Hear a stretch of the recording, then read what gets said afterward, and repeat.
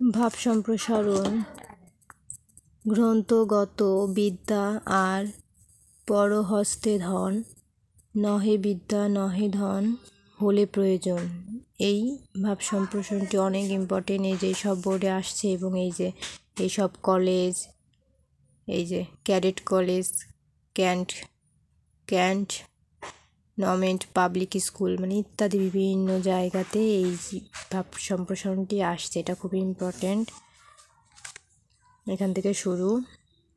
ভাব সম্প্রসারণ গ্রন্থগত বিদ্যা এবং পরের হাতের ধন সম্পদ যতক্ষণ পর্যন্ত নিজের অর্জনে না আসে ততক্ষণ পর্যন্ত তা কোনো কাজে আসে না।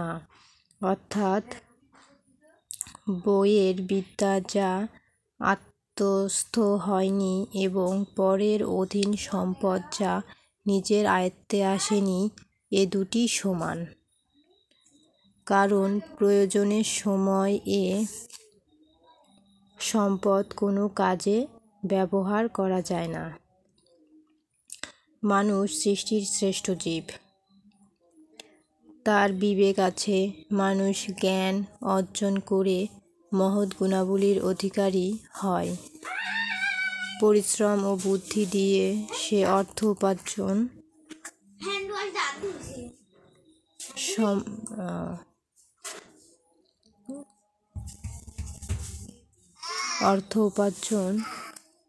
করে।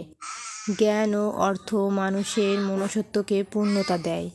জ্ঞান অর্জন করতে হলে তাকে পড়াশোনা করতে হয়। গ্রন্থ বা বই জ্ঞানের ভাণ্ডার। এ গ্রন্থ পাঠ করে অন্য মানুষ তার জ্ঞানের পরিধি বিস্তৃত করতে পারে। জ্ঞানের ধারক ও বাহক হচ্ছে বই। গ্রন্থের আবদ্ধ মনকে সোনালি শস্যের স্বাদ পেতে হলে আমাদের বই পড়তে হবে। কিন্তু বই হৃদয়ঙ্গম না করে কেবল প্রচুর বই সংগ্রহে রাখলেই তাকে জ্ঞানী বলা যায় না। কারণ ব্যক্তিগত, সামাজিক ও জাতীয় জীবনের প্রয়োজন দেখা দিলে গ্রন্থগত সে বিদ্যা কোনো কাজেই আসে না।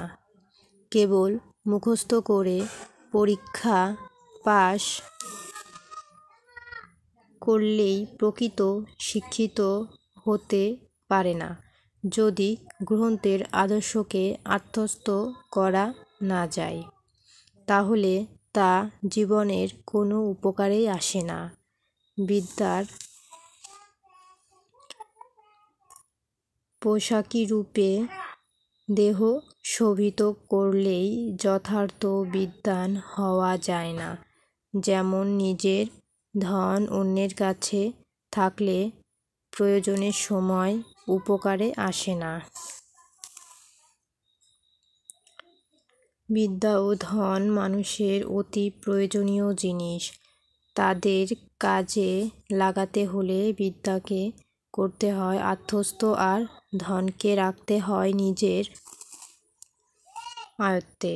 সেই জন্যই বলা হয়েছে, পুঁথিগত বিদ্যা যেমন নিষ্প্রয়োজন, তেমনি পরহস্তে ধনও নিরর্থক।